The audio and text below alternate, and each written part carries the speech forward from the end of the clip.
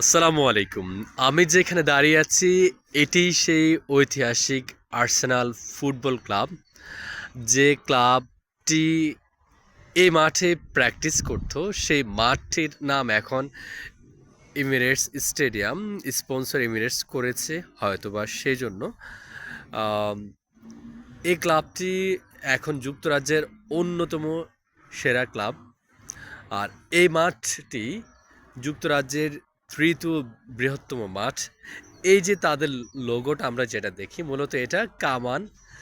আম, হয়তোবা তারা খেলার মধ্য দিয়ে যেভাবে কামান যেভাবে ক্ষিপ্রতার সহিত তার লক্ষ্যকে ছোঁয়, ঠিক তেমনি গোল পোস্টকে ছোঁয়ার জন্য হয়তোবা এই কামানটা প্রতীক হিসেবে তারা ব্যবহার করেছে। সত্যি অসাধারণ যে এই ফুটবল স্টেডিয়ামটি এটা অনেক বড়। এখানে প্রায় আপনি 60,000-এর অধিক প্লেয়ার একসাথে খেলার সুযোগ, অধিক দর্শক একসাথে খেলা দেখার সুযোগ আছে।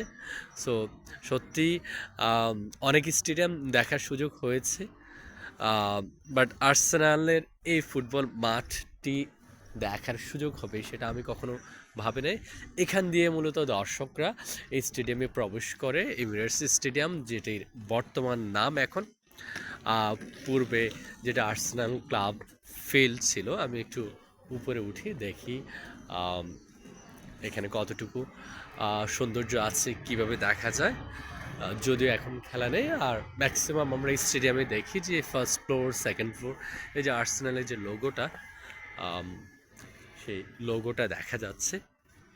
এই যে প্লেয়ারগুলো, এমিরেটস এমিরেটস যেহেতু তাদেরকে স্পন্সর করে, that's why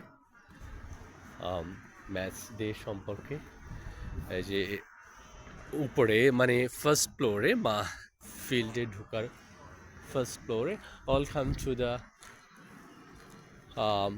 home of football, the clock and, এখানে একটা মেসেজ দেয়া আছে।